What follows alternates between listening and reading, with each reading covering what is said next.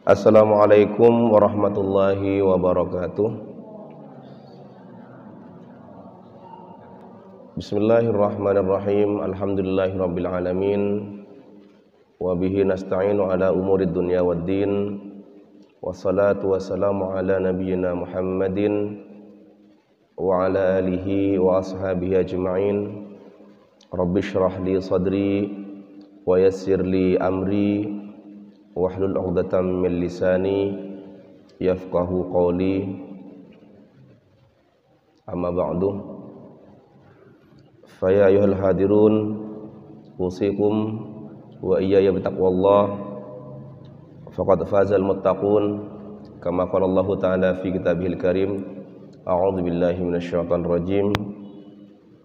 Ya ayyuhalladzina amanu taqullaha haqqa tuqatih wa la tamutunna illa wa antum muslimun. Al-ayat. Alhamdulillah, kita bersyukur kepada Allah pada malam hari ini Allah masih pertemukan kita dalam kajian rutin tadabbur Al-Qur'an. Semoga datangnya kita ke majelis ilmu ini dapat bernilai ibadah yang bisa memperberat timbangan amal baik kita nanti di akhirat. Amin ya rabbal alamin. Dan semoga Allah mudahkan langkah-langkah kita ke surga. Shalawatullah wa salamuhu dengan talafut Allahumma salli ala Muhammad. Semoga senantiasa tercurah limpahkan kepada baginda Nabi kita Nabi Muhammad SAW. Kajian kita pada malam hari ini yaitu berinvestasi dalam keterbatasan usia. Berinvestasi maksudnya mempersiapkan bekal akhirat kita, berinvestasi akhirat dalam keterbatasan usia kita di dunia. Hadirin sekalian rahimakumullah,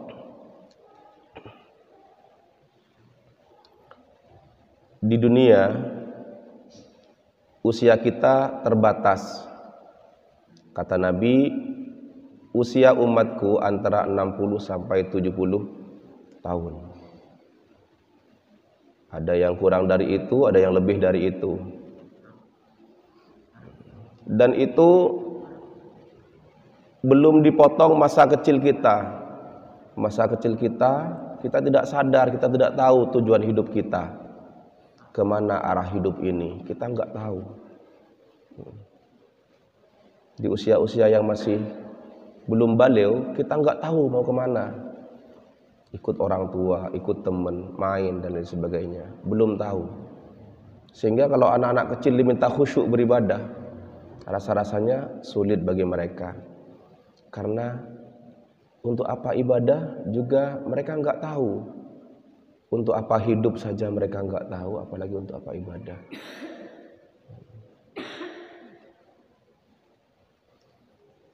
Belum lagi usia kita dipotong masa tidur kita 20% dalam setiap harinya. Jadi kalau kita dalam sehari 24 jam, maka 8 jamnya rata-rata kita gunakan untuk tidur.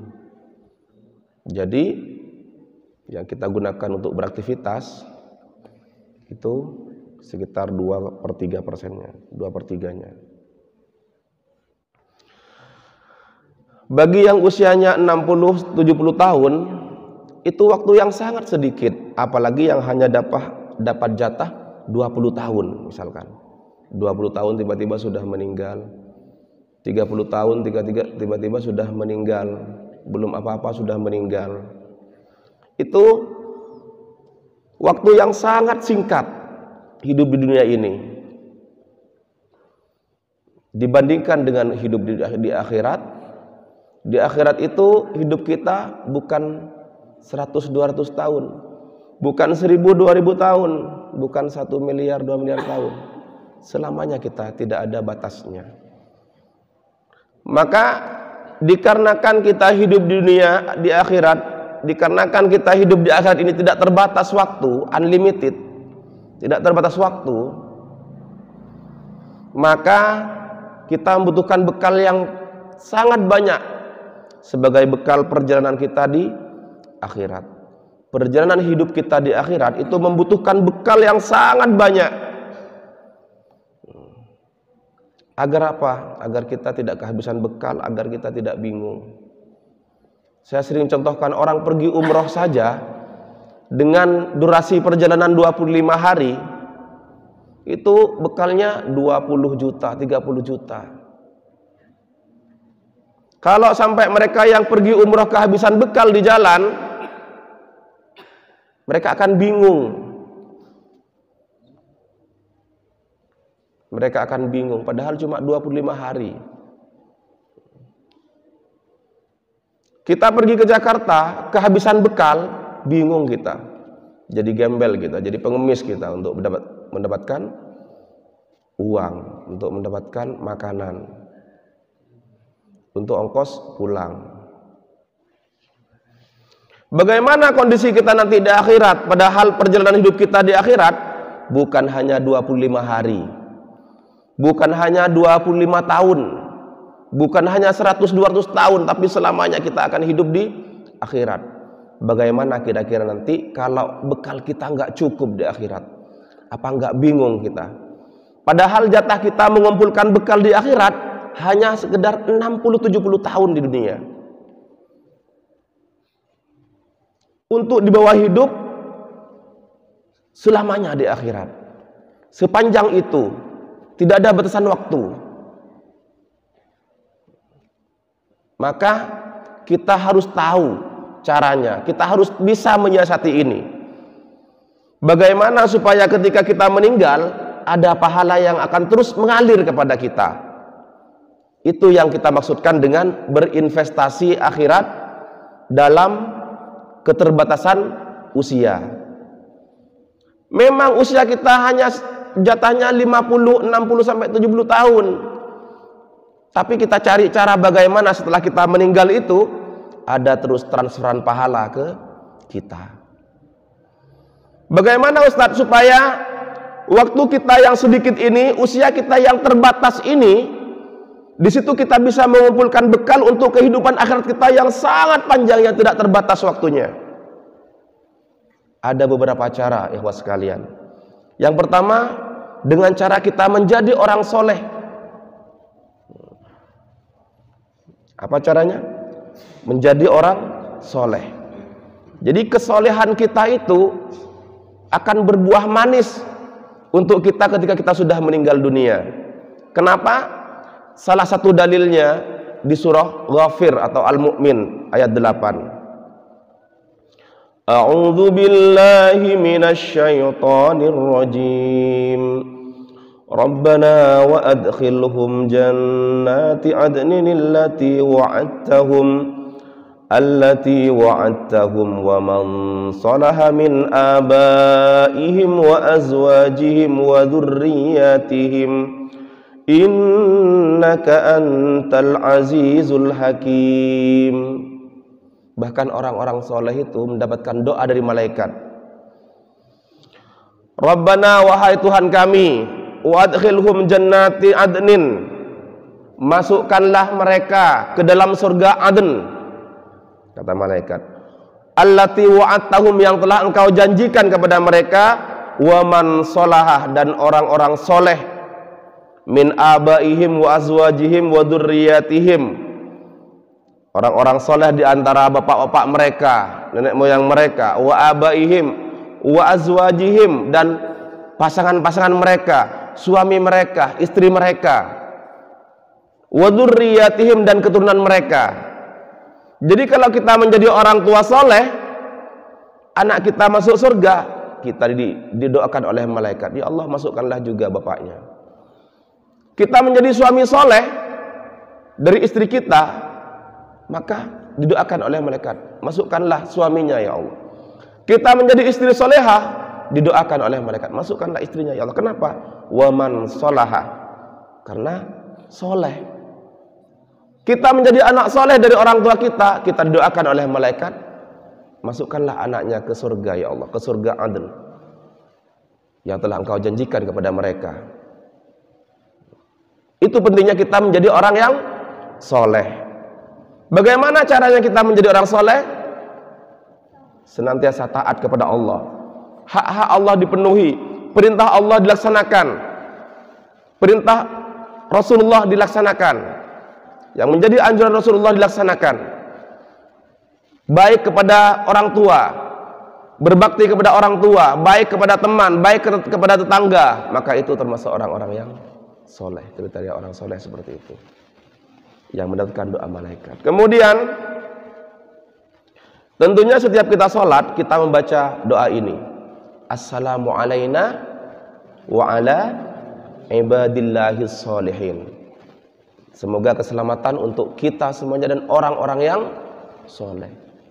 Setiap ada orang mukmin sholat, orang soleh itu dapat doa. Ada berapa juta orang soleh yang sholat? Ada berapa juta orang mukmin yang sholat? Ada bermiliar-miliar orang mukmin yang sholat. Orang soleh dapat doanya, assalamu alayna wa ala ibadillahis sholihin. Semoga keselamatan bagi kita dan orang-orang yang soleh. Itu pentingnya kita menjadi orang yang soleh. Pentingnya kita menjadi orang yang baik, mendapatkan doa di setiap sholat, sholatnya orang-orang muslim. Walaupun kita mati, kalau kita soleh, tetap didoakan oleh mereka yang sedang sholat, melakukan tasyahud, melakukan tahiyat. Assalamu alayna wa ala ibadillahis sholihin. Kemudian disebutkan dalam sebuah hadis mengenai bacaan tasyahud ini, mengenai assalamu alayna wa ala ibadillahis sholihin, fa innakum idza qultumuha asabat kullu 'abdin lillahi sholihin fis sama'i wal ard. Jika kalian mengucapkan seperti itu, mengucapkan assalamu alayna wa ala ibadillahis sholihin, maka doa tadi akan tertuju pada setiap hamba Allah yang soleh, baik di langit maupun di bumi. Semua orang soleh dapat doa ini, assalamu alayna wa ala ibadillahis sholihin.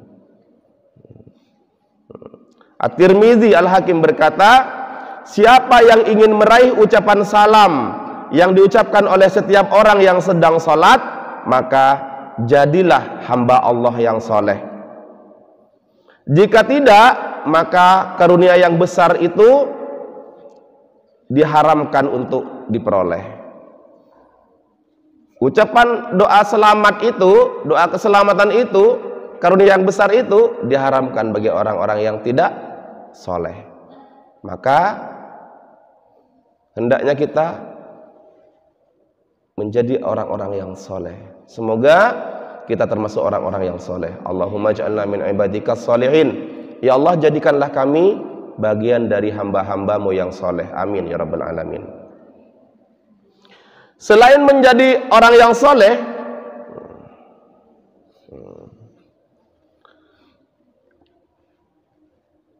ada juga amalan yang bisa bermanfaat ketika kita meninggal. Yang kedua adalah kesolehan sebagai orang tua yang akan berpengaruh kepada keturunan. Kalau orang tuanya soleh, maka Allah akan muliakan keturunannya. Dalam surah Al-Kahfi, a'udzubillahi minasyaitonirrajim, wa ammal jidaru fakana li ghulamaini yatimaini fil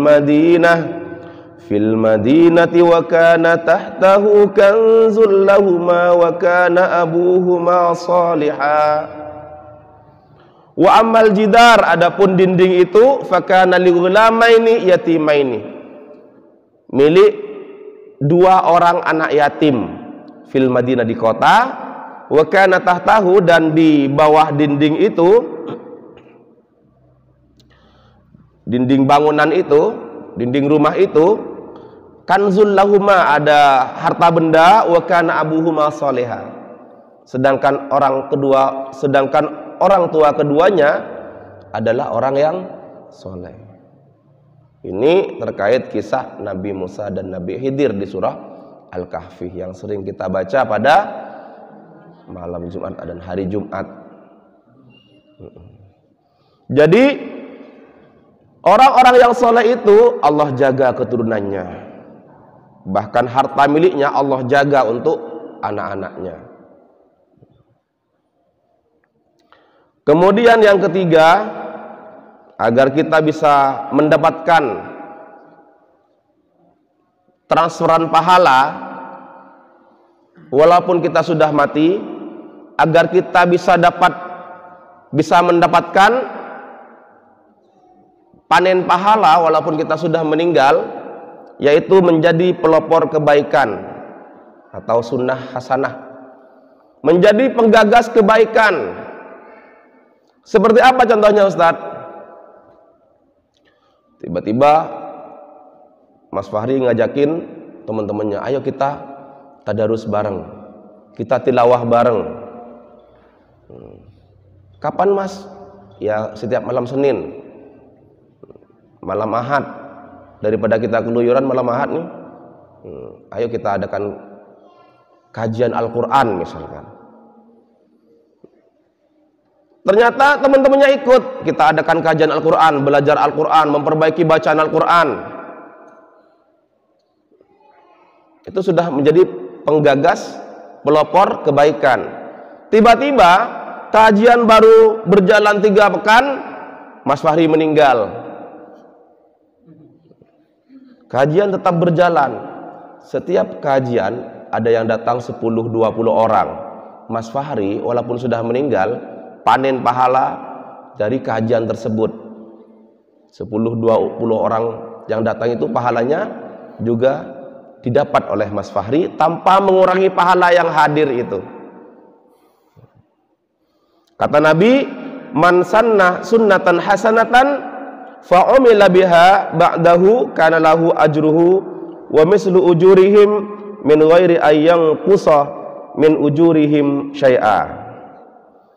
Barang siapa yang melakukan suatu amalan kebaikan, man sanna sunnatan hasanatan, barang siapa yang menggagas, yang menjadi pelopor amal soleh,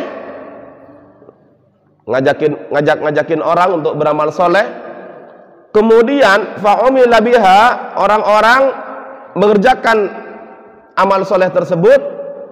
Setelah dia ajak, kana lahu ajruhu, maka orang yang penggagasnya itu, pelopornya itu dapat pahala. Wa mislu ujurihim, seperti pahalanya orang yang mengerjakan amal soleh itu. Min ghairi ayyam qusa min ujurihim syai'a, tanpa mengurangi pahala orang-orang yang mengerjakan itu. Saya ngajak kalian, Bapak Ibu, saya ngajak teman-teman semuanya, ayo kita kajian tiap malam Jumat, kajian Al-Quran. Terus rutin tiap malam Jumat ada kajian Al-Quran. Tiba-tiba saya meninggal, datanglah ustadz yang baru ngisi, terus berjalan. Siapa yang menjadi pelopor? Saya yang ngajakin, dapat pahala walaupun saya sudah meninggal. Ada berapa yang hadir? Ada 50, ada 100 orang yang hadir. Saya mendapatkan pahala sebanyak itu tanpa mengurangi pahala-pahala yang hadir di kajian itu.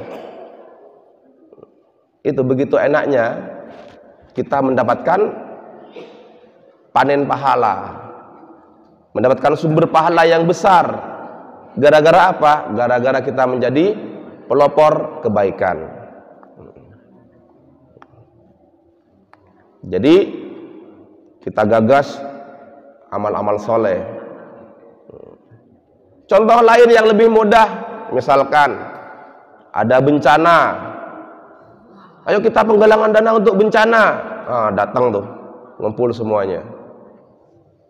Maka kita akan mendapatkan pahala juga seperti mereka menggalang dana, memberikan bantuan kepada bencana. Kita adakan buka bersama, kita ngasih nasi kotak untuk orang berbuka puasa. Kita mengumpulkan dana, ngasih nasi kotak untuk orang berbuka puasa. Pelopornya itu, penggagasnya itu dapat pahala double nanti. Jadi semangat kita untuk mengajak kebaikan. Jangan sungkan untuk mengajak kebaikan. Karena kalau kita jadi pelopor, kita jadi penggagas, maka walaupun kita sudah meninggal, pekerjaan itu diteruskan oleh generasi kita akan panen pahala terus menerus. Memang waktu kita, usia kita terbatas, tapi kegiatan kebaikan, amal-amal soleh yang kita ajarkan, yang kita tradisikan, yang kita ajak teman-teman kita, mereka tetap mengerjakan. Sehingga walaupun usia kita sudah selesai, kita sudah meninggal, kita mendapatkan pahala, aliran pahala. Sehingga bekal kita nanti di akhirat banyak, tak terbatas juga. Jadi di kehidupan kita yang tak terbatas di akhirat, kita akan mendapatkan pahala yang tak terbatas juga, unlimited juga pahalanya, unlimited juga bekalnya. Kita bayangkan ketika kita perjalanan jauh, ada ATM, kartu ATM, tiba-tiba ATM kita terisi, sudah mau habis bekal kita terisi, ada transferan berapa? 25 juta. Buat apa nih? Buat uang jajan. Tiba-tiba mau habis, dapat transferan lagi. Jadi nggak habis-habis bekal kita, unlimited. Jadi untuk menghadapi dunia yang kehidupan yang tak terbatas itu, bekal kita juga harus tak terbatas. Kemudian yang keempat,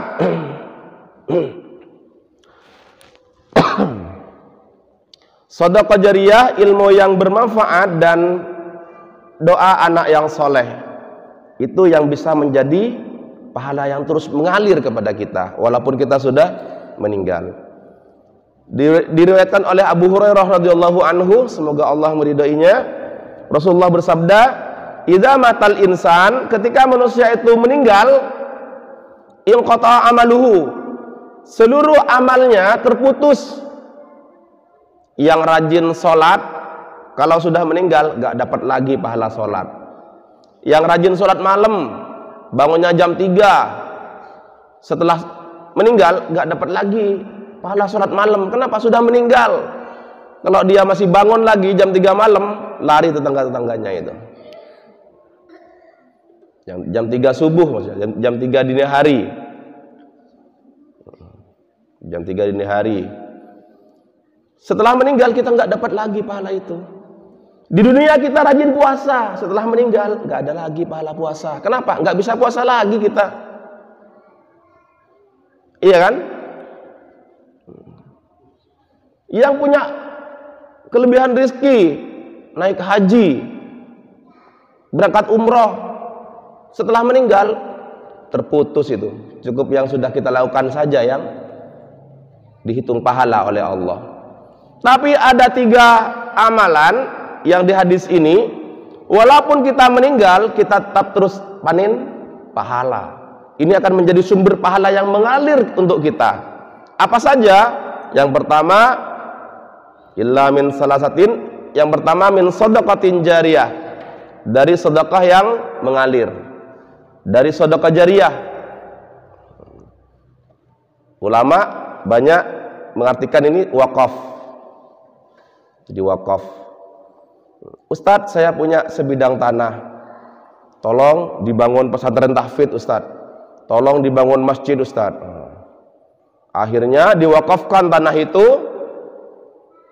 Ketika dia meninggal, ada banyak santri yang belajar Al-Quran di situ.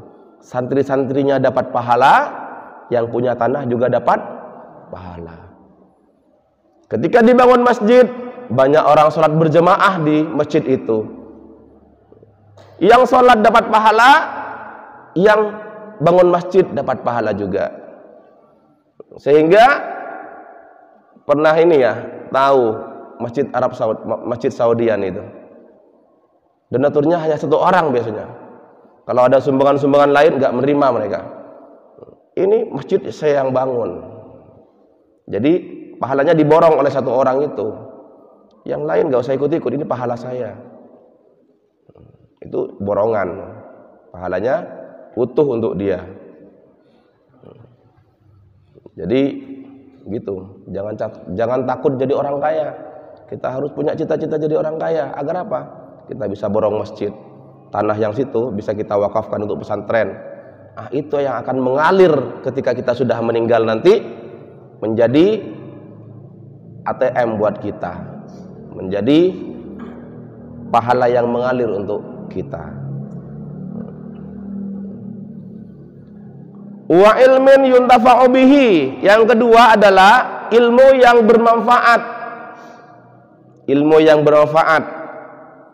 Misalkan saya mengajarkan tata cara wudhu, misalkan. Anak-anak, besok kita praktek berwudhu ya. Kita akan belajar bagaimana cara wudhu yang benar sesuai dengan tuntunan Rasulullah. Nah, ternyata Rasulullah seperti ini sebelum berwudhu. Rasulullah istinsyak dulu. Diajarkan kepada siapa? Ada 20-30 santri yang ikut pelatihan tata cara berwudu. Maka saya meninggal, 20-30 santri yang belajar berwudu ke saya, mereka sebelum sholat 5 waktu, mereka berwudu, saya dapat pahalanya. Mereka dapat pahala, saya dapat pahalanya. Saya ajarkan tata cara sholat. Anak-anak, begini tata cara sholat yang sesuai dengan tuntunan Rasulullah itu, yang sesuai dengan sholatnya Rasulullah. Karena Rasulullah bersabda, "Shollu kama ra'aitumuni usolli." Sholatlah kalian seperti kalian melihat aku sholat, kata Rasulullah. Jadi sholat itu sebaiknya sama dengan sholatnya Rasulullah. Jadi kalau sudah kita sama sholatnya dengan tata cara sholat Rasulullah, insya Allah sholat kita besar kemungkinannya diterima oleh Allah. Setelah saya ajarkan tata cara sholat kepada santri-santri, ternyata santri-santri ngikutin. Oh, seperti itu ya Ustadz. Selama ini saya ada yang sedikit berbeda Ustadz dengan tata cara sholatnya Rasulullah. Ya udah, saya ikut ini aja Ustadz. Pasti yang lebih benar yang dari Rasulullah, yang hadisnya sahih. Akhirnya mereka mengerjakan, mereka sholat, saya dapat pahala. Mereka dapat pahala sholat, saya dapat transferan pahala juga. Kenapa? Saya yang mengajarkan ilmu yang bermanfaat. Kemudian yang ketiga, wa waladun sholihin yad'ulah, dan anak yang soleh yang mendoakan orang tuanya. Itu pentingnya punya generasi soleh, punya anak soleh. Di situ walaupun kita meninggal, mereka baca Rabbighfirli wali walidayya warhamhuma kama rabbayani shaghira. Ya Allah, ampunilah aku, kedua orang tuaku, dan kasihanilah mereka, sayangilah mereka seperti mereka berdua menyayangiku sewaktu aku kecil. Ada nggak yang di sini nggak hafal Rabbighfirli itu? Siapa yang nggak hafal? Insya Allah kalau sudah di sini, insya Allah sudah hafal semua ya. Tapi di luar sana Bapak Ibu, di luar sana, di kota-kota besar, banyak anak-anak cerdas tapi dia tidak hafal doa untuk kedua orang tuanya. Tidak hafal doa Rabbighfirli wali walidayya warhamhuma kama rabbayani shaghira. Seperti itu saja nggak hafal. Bagaimana tata cara sholat mereka, bagaimana ibadah mereka. Yang mereka kejar adalah materi. Yang mereka kejar adalah karir. Yang penting nanti karir anak saya bagus. Padahal mereka sudah kehilangan sesuatu yang sangat berharga, yaitu doa dari anak-anak soleh mereka. Jadi mulai sekarang programkan kita, anak-anak kita untuk menjadi anak yang soleh. Ajari mereka agama, ajari mereka cara sholat, ajari mereka cara baca Al-Quran yang benar, ajari mereka cara mendoakan kedua orang tuanya, agar ketika orang tuanya meninggal, mereka berdoa, mohonkan ampun kepada Allah untuk orang tuanya. Kalau setelah sholat, selesai sholat mereka berdoa untuk orang tuanya, berarti 5 kali dalam sehari mereka mohonkan ampun kepada Allah untuk orang tuanya. Orang tuanya bisa jadi banyak dosanya, tapi ketika tiap hari oleh anaknya dimintakan ampun kepada Allah, dalam sehari 5 kali bahkan dimintakan ampunan kepada Allah, maka bisa jadi dosa-dosa orang tuanya akan terhapus oleh doa-doa anak soleh itu. Jadi mulai sekarang kita rencanakan nanti anak saya di mana pendidikannya, di mana dia akan mondok, apa yang harus dia pelajari. Itu mulai sekarang direncanakan. Program untuk mendapatkan anak soleh. Terus kemudian yang kelima, mengerjakan sesuatu amalan kebaikan. Inna mimma yalhaqul mu'mina min amalihi wa hasanatihi ba'da watihi ilman 'allamahu wa nasyarahu. Jadi intinya sesungguhnya yang didapati oleh orang-orang yang beriman dari amalnya wa hasanatihi dan kebaikan-kebaikannya ba'da mautihi setelah dia meninggal, apa saja yang bisa dinikmati, apa saja yang bisa dia dapatkan. Yang pertama adalah ilman allamahu wa nasyarahu, yaitu ilmu yang dia ajarkan dan dia sebarkan, itu bisa dipetik nanti buahnya setelah meninggal. Wa waladan sholihan tarakahu, dan anak soleh yang dia tinggalkan dia akan bisa petik buahnya ketika dia sudah meninggal. Anaknya soleh mendoakan di dunia, dia akan mendapatkan pahalanya.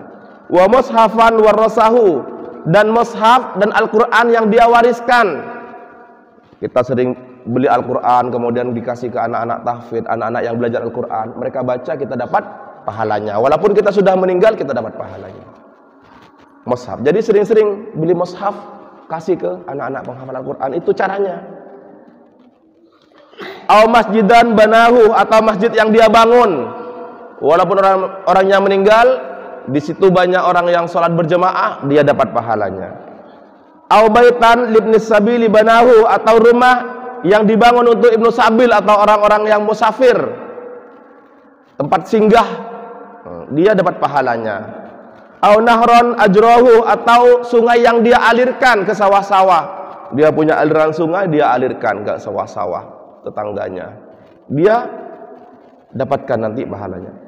Aw sadaqatan akhrajaha min malihi fi sihhatihi wa hayatihi, atau harta yang dia sedekahkan, yang sedekah yang dia keluarkan dari hartanya dalam kondisi sehat dan di masa hidupnya. Yalhaquhu min ba'di mautihi, mereka itu amal-amal yang tadi disebutkan itu akan dia temui setelah dia meninggal, akan dia ambil manfaatnya walaupun dia sudah meninggal. Insyaallah itu kajian kita pada malam hari ini. Semoga menjadi tambahan ilmu yang barokah, bermanfaat untuk kita. Kita tutup dengan doa kafaratul majlis. Subhanakallahumma wa bihamdika asyhadu an